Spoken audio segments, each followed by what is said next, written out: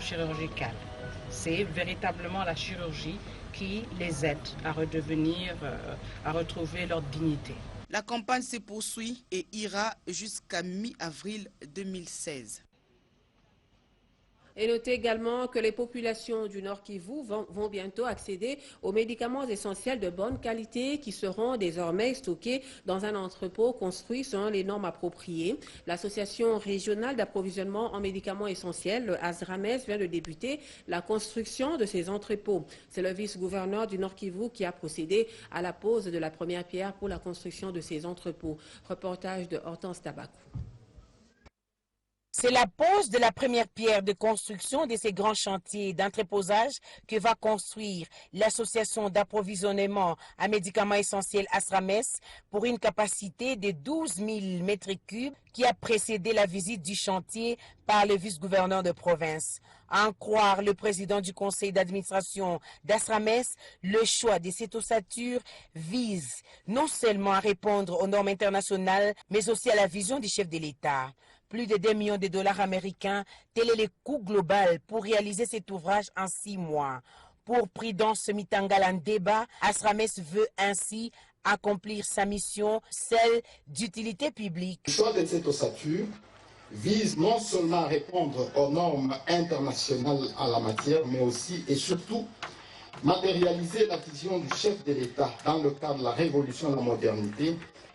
Étant réalisé sur fonds propres d'ASRAMES, la nécessité d'un appui extérieur des partenaires reste indispensable pour ne pas perturber le fonctionnement optimum de notre organisation.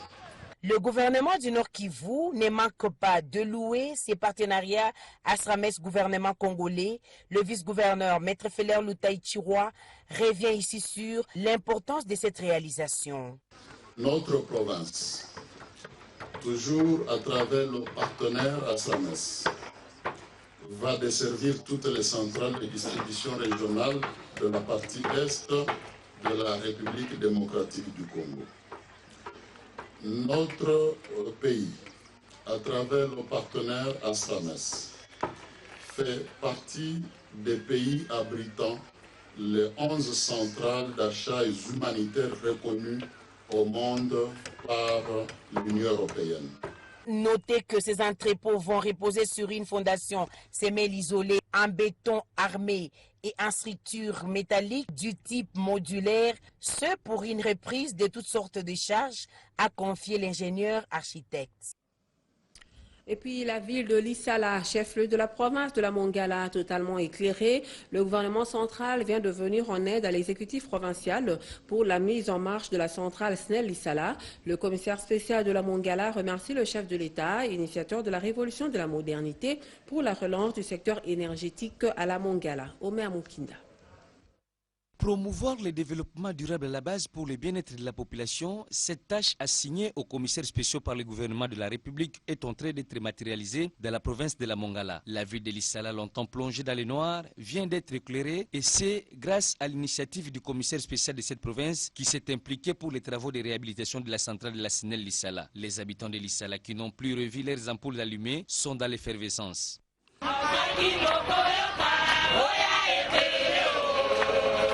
Marceline Mondjiba explique à ses administrés l'importance de l'énergie électrique. Nul n'ignore le rôle que joue l'énergie électrique dans la vie humaine. Elle est un indicateur et un facteur majeur de développement sans laquelle aucun investissement ne peut se stabiliser ni s'installer. Notons que l'absence de l'électricité entraîne l'insécurité de la population et de leurs biens. D'où répondre à cette question, c'est sécuriser les vies humaines. La révolution de la modernité se joue une réalité dans le secteur de l'énergie à la Mongala. Le commissaire spécial Marceline Mondjiba remercie son initiateur. Nous sommes en train de matérialiser la vision du chef de l'État qui est la révolution de la modernité. Mongala, c'est un chantier en reconstruction. Nous avons commencé par l'électrification et nous allons y aller petit à petit avec le moyen que le gouvernement central va mettre à notre disposition pour pouvoir reconstruire la province. Lissala éclairée, la population est dans la joie pour l'amélioration de son vécu quotidien et du merci au chef de l'État. La SNEL est donc invitée à une gestion rationnelle de sa centrale pour bien desservir la population de Lissala.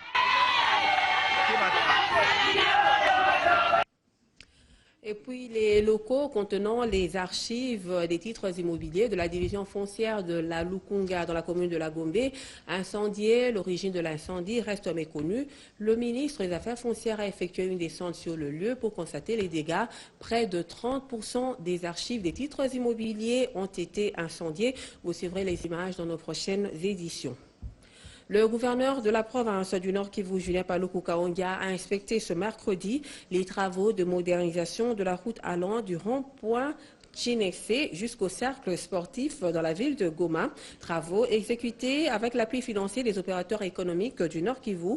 Il a saisi l'occasion pour féliciter les nouveaux gouverneurs élus des provinces démembrées. Reportage de José Kalumba et Rachel Masengungantou. C'est un partenariat franc entre les opérateurs économiques du Nord Kivu et le gouvernement provincial qui produit des résultats escomptés. Le gouverneur Julien Paluku Kahongya a visité les chantiers de la route qui part du rond-point Siners jusqu'au cercle sportif qui subit d'intenses travaux de modernisation, fruit de cette coopération. En présence des opérateurs économiques membres de la Fédération des entreprises du Congo FEC, le chef de l'exécutif provincial du Nord Kivu a inspecté ces travaux qui, en plus de ceux déjà réalisés sur financement du gouvernement provincial du Nord Kivu, donneront un visage plus splendide de la ville de Goma. À l'issue de cette visite, l'autorité provinciale du Nord Kivu a exprimé sa satisfaction.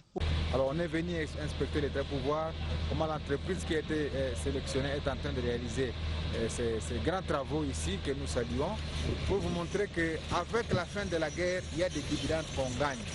Et le message que je continuerai à lancer aux enfants du Nord Kivu, c'est de nous laisser en paix pour nous permettre désormais de devoir nous inscrire dans la logique du président de la République. Maintenant, Goma a sa belle robe, Butembo pour la première fois a son asphalte.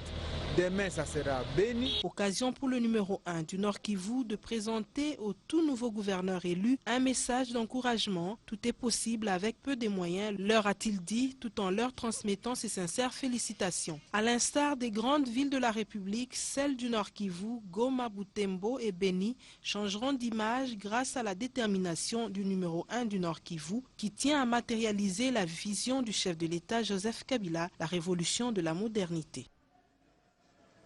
Après 3 jours de travaux, les différents intervenants dans la concession de la route Kinshasa-Matadi, à savoir le ministère des Infrastructures et Travaux publics, la Société de péage du Congo, l'Agence congolaise des grands travaux et la province du Congo central, ont convenu de certaines améliorations à apporter. Il s'agit notamment d'accélérer les travaux de Boma-Matadi et démarrer l'asphaltage de Boma-Mwanda. Jules Kaboula, reportage. Durant 3 jours, les différents intervenants dans la mise en œuvre de la concession de la route Kinshasa-Matadi ont planché sur son évaluation. Il a principalement été question d'harmoniser les vues entre l'investisseur qui est la Société des péages du Congo, Sopeco en sigle, l'État congolais à travers le maître d'ouvrage qui est le ministère des Travaux publics et la province du Congo central qui abrite cette route. En clair, l'évaluation a porté sur le remboursement de l'investisseur et la vérification de l'exécution des tâches lui reconnues dans le maintien en état de cette route ainsi que des tâches connexes en investissement. Au 3e jour, lors des conclusions qui précèdent habituellement la signature des nouveaux accords, il a été notamment décidé d'accélérer l'asphaltage du tronçon Boma-Matadi, dont les travaux sont déjà en cours, de démarrer l'asphaltage du tronçon Boma-Mwanda cette année même, mais en mettant en avant les ouvrages d'art, de finaliser le boulevard Kabila de Matadi et enfin d'étendre la concession à la route Boma-Mwanda afin d'avoir des ressources qui pourraient permettre la prise en charge du tronçon Matadi-Tchela. Les différents intervenants étant d'accord avec ce nouveau projet, les signatures d'usage ont été apposées sur les documents y relatifs. À travers son fonds social communautaire, l'entreprise Tenke Fungurume Mining appuie des projets de développement en faveur de la population de sa concession. Le cas de la pisciculture intégrée au village Chilongo. La première récolte a donné plus de 450 kilos de poissons frais. Suivez plutôt ce reportage. Après environ 7 mois de travail, les étangs de Chilongo, un village de la concession TFM, sont à même d'offrir à la communauté des poissons frais. Nous comptons vendre une partie des poissons aux membres du fonds social présent et une autre partie sera vendue au village. La qualité est meilleure, vous n'avez qu'à voir la grandeur de ce poisson. Pour cette première pêche, plus de 400 kg de poissons ont été récoltés par la communauté de Chilongo, réunis au sein de la coopérative Kodechi.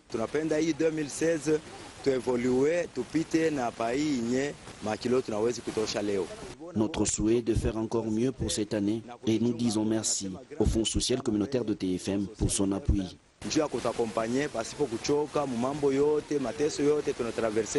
Pour rappel, le Fonds social communautaire de TFM a initié quelques projets de développement de la concession. C'est notamment la pisciculture intégrée à Chilongo, dans le but d'améliorer les revenus des communautés. Il s'est de noter que les membres de la coopérative de Chilongo ont bénéficié d'une formation et de quelques orientations sur le plan technique afin de matérialiser ce projet de pisciculture intégrée qui en est à sa première expérience et qui comprend un centre de production d'alevin et une porcherie. Une réalisation qui s'inscrit dans le cadre du développement durable des communautés de la concession TFM.